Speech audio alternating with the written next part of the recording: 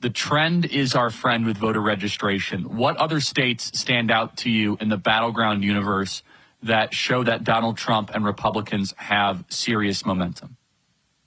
Well, I think one of the biggest is Pennsylvania, where at one point, I think it was in 2012, Democrats had a lead of 600,000 over Republicans.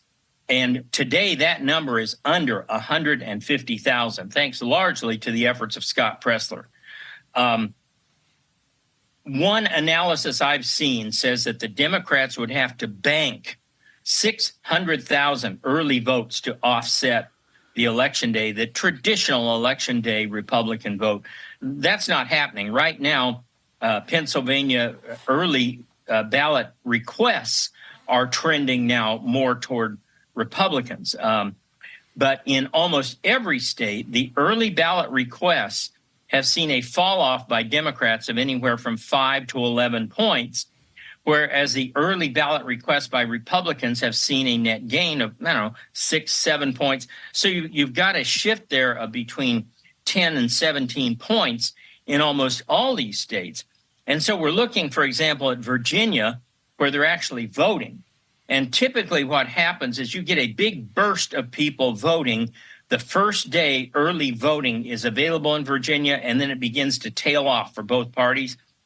Well, you got the big burst, and it began to tail off for Democrats. But in Virginia, Republicans have actually accelerated their voting after the first day of early voting. So where Virginia right now is about 60-40 early voting Democrats, which is, people say, well, they're winning. Well, they always win early votes by huge, huge margins. The story this year is that they are way, way, way down in those margins where they usually are. Do you think Virginia's in play? I think it's close enough that Trump could pull it out by a couple thousand votes. Okay, so it's close. So the Democrats seem to be panicking because they're collapsing with men. Do you also see that in the data? And why do you think they're doing so poorly with male voters? Yes, and they're collapsing with men in every race. I mean, black men now, Trump is up to around 20-something% with black males. The Democrat Party is simply a party of welfare and a party for the uber rich. It's a U. You've got the uber rich on one side, and you've got the uber poor on the other, and in the middle is all the rest of America. And this does not sit well with men who gain their identity, who gain their self-worth by providing for a family, by working. And you're just not seeing that offered by the Democrat Party. And don't take it from me. Take it from guys like Rui Teixeira, who has been arguing this for years. He's a Democrat consultant. Take it from James Carville, who, when he comes down off his meds every once in a while, actually talks about this and admits it's a huge, huge problem. The point is the Democrats don't want to hear it.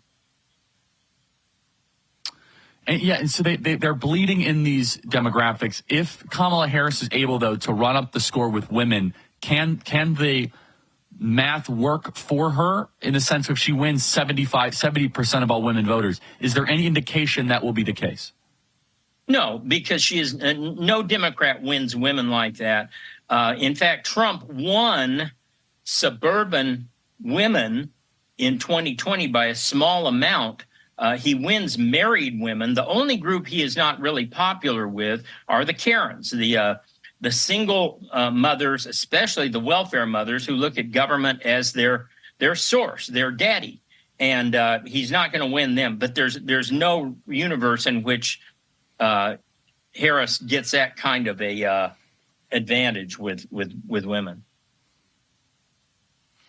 So what is your advice then for President Trump of where to emphasize and focus, and what state do you think needs the most attention from Trump at this point as we try to run to the finish line?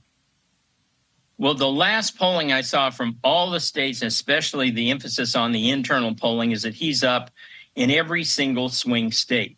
Now, Patrick Basham of Democracy Institute had a very interesting footnote that nobody paid attention to last week. And he said that when you include the question, who would your neighbor vote for, which was the critical question in the Trafalgar polls in 2016 that allowed Trafalgar above everybody else except Barris to predict a Trump win. When you include that question, Basham said, Trump is outside the margin of error in every state. So I would say continue to regularly hit Pennsylvania, Michigan, North Carolina, Wisconsin, but also hit the next tier of what I see are the next tier of swing states, which is Minnesota, New Hampshire, Maine, Virginia, maybe Nevada, and who am I missing? Minnesota, New Hampshire, New Mexico. Because the last poll had Trump within 4 points in New Mexico. What people need to understand is that every election, Trump under polls by 2.1 points. Whatever the polls say, you can add 2.1 to Trump and subtract 2.1 from the other guy.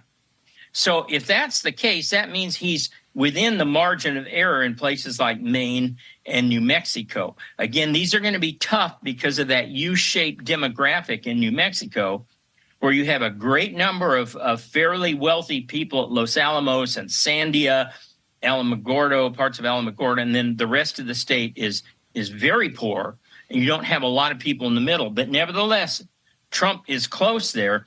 And I just feel like as Led Zeppelin saying, the levee's about to break, and that all of these third-tier swing states are starting to become genuine battlegrounds now. Larry Schweikart, excellent work as always. Thank you. We'll have you on again soon. Thank you.